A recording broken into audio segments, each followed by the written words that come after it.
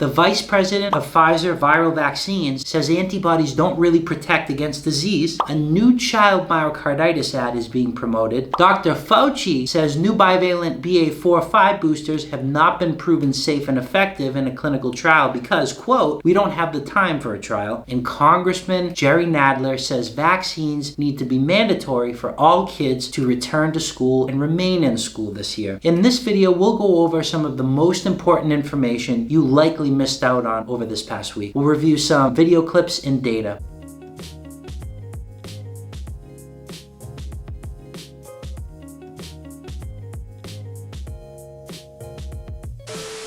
Before we begin, please like this video, subscribe to the channel, and hit that bell on the bottom right hand corner so you can be notified when my new videos come out. Also, click my social links in the description below if you want more content like this. I post extra exclusive content on Substack and Patreon if you're interested. Also, now I have YouTube membership, so they give you access to more content like this, a little bit extra, so just click the join button above. Anyways, let's get into this.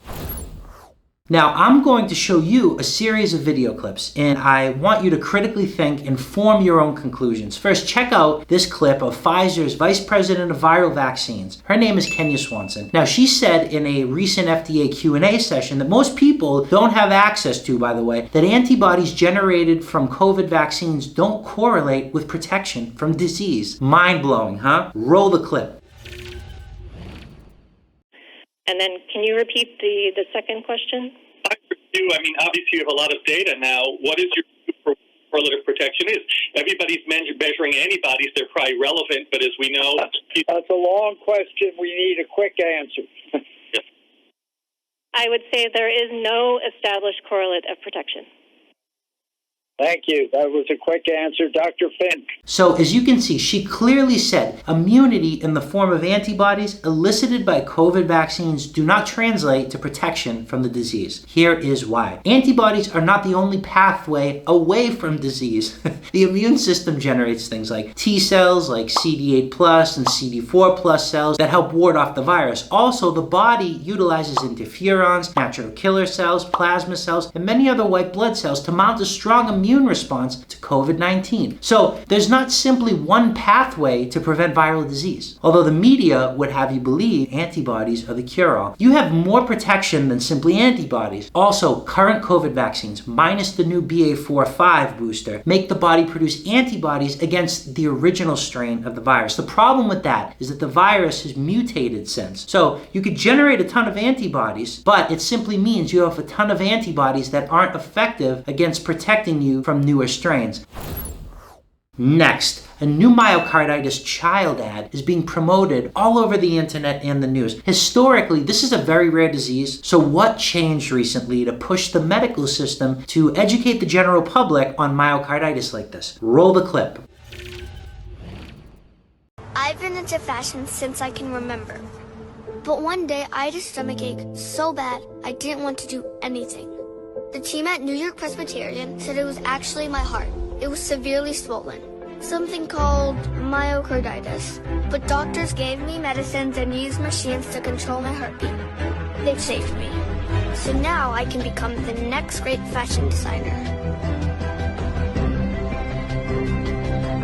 So this clip was created by New York Presbyterian, arguably the nation's most vast academic healthcare delivery system. They employ over 22,000 individuals across many different types of healthcare settings like hospitals, clinics, ambulatory care settings, etc. Now, of course, they collaborate with Ivy League medical schools like Cornell and Columbia University, as Presbyterian owns many teaching hospitals where medical students, residents, and nurses receive a ton of training. That said, recently, myocarditis has been a hot topic, an adverse event experienced by many children, predominantly between the ages of 16 and 30 after COVID vaccination. Now, myocarditis is termed a rare adverse event, but data from places like Hong Kong and Israel reveal it's occurring 1 in every 5,000 doses. If you'd like to believe 1 in 5,000 is rare when billions of doses have been given, you go right ahead. Nonetheless, myocarditis, it's inflammation of the heart muscle, and it can lead to lethal rhythms, it can lead to heart failure,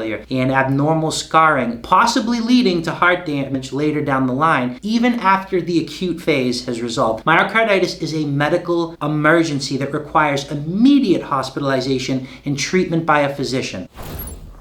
Next, Dr. Fauci says new bivalent BA.4/5 boosters are available and they are likely safe and effective, but that's just a guess because, quote, we don't have time for a trial. Roll the clip. Dated vaccine that serves as a boost, as it were, and it's directed against the dominant circulating strain that's in society, you have every reason to believe that that is going to be better than having a vaccine that isn't highly specific to the circulating strain. It hasn't been proven in a clinical trial because we don't have time to do a clinical trial, because we need to get the vaccine out now because we have such a situation. So for those of you who are not aware, these new BA.4/5 bivalent Omicron-specific COVID boosters were recently approved by the FDA without any human clinical trial data. Instead, FDA granted EUA, or Emergency Use Authorization, approval of these bivalent boosters based on immunogenicity data from 8 mice. So basically, 8 mice were given this new bivalent vaccine and they produced acceptable antibody levels. As we learned earlier from Pfizer's VP of Viral Vaccines, antibodies don't correlate with protection against disease. Also, there's no safety data. There's no data to show protection against severe disease and death. Now, it is true, we do it like this with the flu vaccine, but this is not the flu vaccine. This is completely different. The flu vaccine contains an antigen. The mRNA COVID vaccines from Pfizer and Moderna make you produce the antigen. Big difference. Also, without randomized controlled trials, you can't prove updating the code in these COVID vaccines won't result in more myocarditis. Now, check out Congressman Jerry Nadler say schools need to require COVID vaccines for kids to return and remain in class. Roll it. In Washington, D.C., all public school children over the age of 12 are required to be vaccinated against COVID to go back to school. Should that be the case in New York City? Yes, it should. COVID-19 is a very communicable disease. It's spread by aerosols, which means that it's very easy to spread, much easier, for example, than monkeypox. And without vaccines, you will have a lot of people dying. So obviously this is political. I have no political comment on this. Clearly this gentleman is a Democrat. I do not identify as a Democrat. I do not identify as a Republican. Both parties, in my opinion, have become way too radicalized. I'm definitely left-leaning though. Sadly, these politicians have made the medical issues that I continue to talk about politically charged when they shouldn't be. I would never vote for anyone that advocates forcing your child to vaccinate with such a novel technology. Also, in this video, if you notice, Jerry's rationale for requiring vaccination was to reduce the spread of COVID. Everyone knows at this point these vaccines do not prevent transmission. So his rationale does not hold water here. So now a question. Do you really want someone this ignorant on one of the most important issues of our time in charge of making public health decisions for you and your family? I'll tell you one thing. If you keep voting for these people, they will. Anyways, those are the facts. But if there's anything you'd like to learn about in the future, please leave it in the comment section below. And I'll see you on the next one.